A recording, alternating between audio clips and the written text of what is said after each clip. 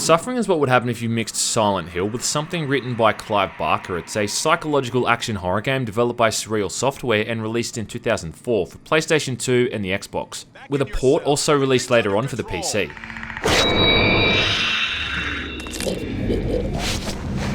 In The Suffering, your character is a guy named Torque, who's just been transferred to death row at the fictional Abbot State Penitentiary. Torque's backstory is that he's on death row because he murdered his wife and 2 kids, although you get the gist from the get-go that there's probably more to it than that, with Torque not really giving anything away as he never really converses with any of the other characters.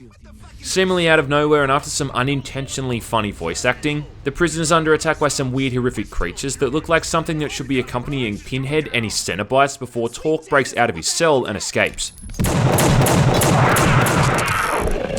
From this point on, the story gets a little bit weird. There's 3 spirits that you begin to encounter throughout the prison who all have some kind of messed up backstory, often going back decades before Torque even arrived on the scene. The real scene stealer is the creepy Dr. Killjoy, a surgeon who ran the asylum wing of the prison, and he serves as something of a commentator on Torque's wearying mental state, and also probes him for information regarding the murders he's accused of. Torque, isn't it? My name is Killjoy, Dr. Killjoy, and I will be your alienist this fine evening.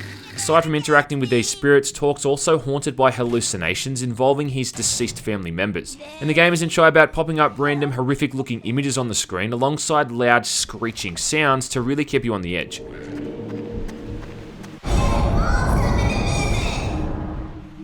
Cinematics are interesting to watch most of the time, and some of them are well scripted too, like you're watching this really kinda cheesy horror movie. Now, The Suffering is definitely a horror game. It even kind of starts out like survival horror, where you've got nothing but a knife and a few healing items, but before long it borders right into action mode.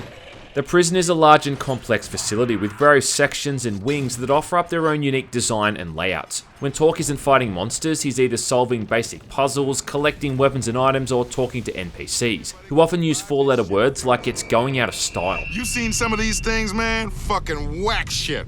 Throughout the game, you see the result this incursion has had on the entire prison, with both guards and inmates alike fighting for their survival. And the campaign never really loses its pace. You're always just moving onward to the next area with no delay, and there's never really a dull moment.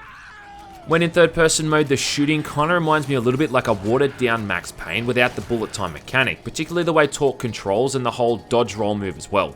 Torque can even use painkillers to restore his health points, just like our boy Max Payne does as well. Also, like Max Payne, you equip a primary weapon, be it a pistol, a shotgun or Tommy gun, and can also equip a throwable weapon in Torque's offhand, like a grenade, Molotov cocktail or a stack of dynamite, which can be easily thrown with the right mouse button by default. Where The Suffering really differs though is that you're given the option to play in either a first or third person perspective, which can be chosen seamlessly by pressing the control key. As a basic rule of thumb, the idea I guess is that you're supposed to use third person for melee and first person for shooting things. Now, though the game can be played in both first and third person views, there's sadly a few disadvantages to playing in first person mode. For starters, when using the melee weapons in first person view, it's often hard to gauge how close you are to enemies because of the FOV, which has to be around like 60 or so, and there's no way to modify it, at least as far as I could tell. Another issue is that in the first person mode, you can't dodge roll. Now, when in third person mode, if you press strafe and jump in a particular direction, Torque is going to roll to the side, which is handy for avoiding telegraphed enemy attacks. You can do this whether or not you're using melee or ranged weapons, and not being able to do it in first person mode is a bit of a letdown. About the only objective upside to playing in first person mode is that when you open doors or interact with items, you can bypass the 2 or so second animation that accompanies the same action in third person view. This is more useful if you're in combat and trying to get through a nearby door or flick a switch, because often if you're doing this in third person mode, you're gonna take a hit during these moments. Shooting a weapon like the shotgun also feels a lot better in first person mode, as you can really see the damage you're doing up close, whereas from the zoomed out view of third person mode, it kind of feels less impactful. All in all, you can still play through the game as if it's a first person shooter if that's your cup of tea, but it's not all inclusive as it perhaps could have been. Torque's other big ability is that after killing a certain amount of enemies, he can activate a kind of rage mode where he transforms into this huge beast with large blades for arms, able to defeat most enemies in a couple of hits. The increased damage and durability is offset by the fact that if you use it too long, it can outright kill you, and using it too much is also going to affect the game's ending. But those brief moments when you can let loose and just decimate a bunch of creatures in seconds is pretty damn satisfying, considering otherwise the enemies can be kinda bullet spongy. Speaking of endings, despite playing as someone who has absolutely zero charisma or even character traits to make him remotely likable, the game forces us to choose Torque's ultimate outcome for the ending of the game, which comes down to a bunch of different factors throughout the campaign. Throughout the game, you're frequently coming across other NPCs, be it prison guards or other inmates, and you're given the option to either help them or just kill them. There's literally voices in your head representing both the good and evil sides of Torque, and both of them drown each other out, really forcing the player to make the end call. Your choices will then tie into the game's ending, depending on how many people you helped or killed along the way. That's often easier said than done though, as other characters you try to help often run headfirst into combat like complete idiots and die just as quickly. So if you're going to try to save everyone, well, expect a fair few retries. Aside from that issue though, there's no reason to not help everyone you come across unless you're just some kind of dickbag that likes killing people for no real reason. They've at least left Torque as a blank slate in that regard, so it doesn't feel out of character for him to choose the good or evil option, mostly because he has no character to begin with. Go get a flashlight from the break room down the hall, and no funny stuff, or I will blow your head off, comprende? You're also blatantly told in-game when you perform an evil action, and a photograph in Torque's inventory shows his moral state as well, so at least you know what path you're on before the ending cinematic. Now, the Suffering may be over 10 years old, and you've got to cut it a bit of slack in the visuals department, but they've still done a pretty good job of making it look decent enough considering the time it was released. This is one of those games that was clearly designed for consoles first, with the PC as an afterthought, and one look at the so-called options menu is pretty clear evidence of that. The most recent PC version does at least support widescreen, so that's a plus. The monster designs are all really creative too, and based off the kind of execution methods you see in prisons. So there's these monsters that have a bunch of syringes in their back and spit out this acidic projectile that represents death by lethal injection.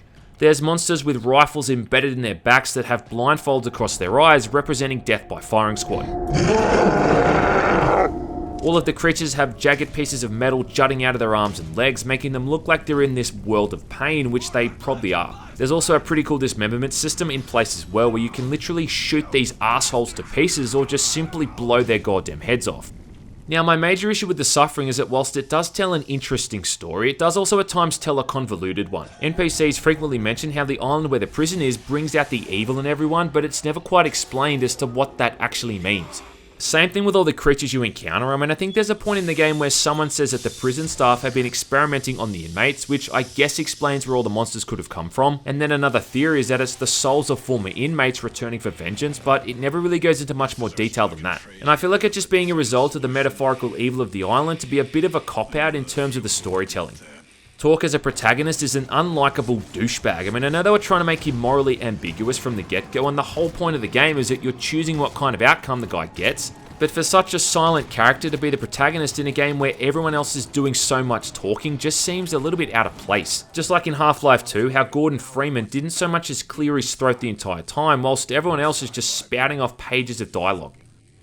The Suffering has a pretty genuine level of challenge throughout its 6 or 7 hour campaign, but they royally fucked up with the last couple of levels. I mean, you'd expect them to be hard, but it's just this constant barrage of the most annoying enemy types in the game, including these new types that set everything on fire and are an absolute pain in the ass to fight. These last couple of levels should have been enjoyable too, as you're escaping the island with this bro of a prison guard, but they're just ruined by this lame run the gauntlet style gameplay as a last ditch attempt to include some semblance of challenge.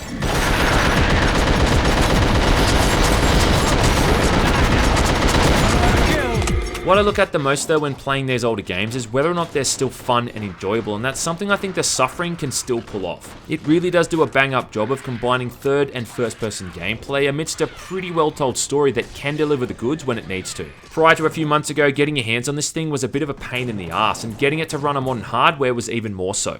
Now thanks to goodoldgames.com, it runs perfectly and it's easy to pick up. I don't know if I'd say it's any kind of masterpiece or anything, but it's a pretty damn honed game where it matters most, and the story and setting is at least pretty unique. A year later, a sequel was released called The Suffering Ties That Bind, and being the fact that it's October and we're all about horror games this month, in the next video we'll take a look at it and see how it stacks up.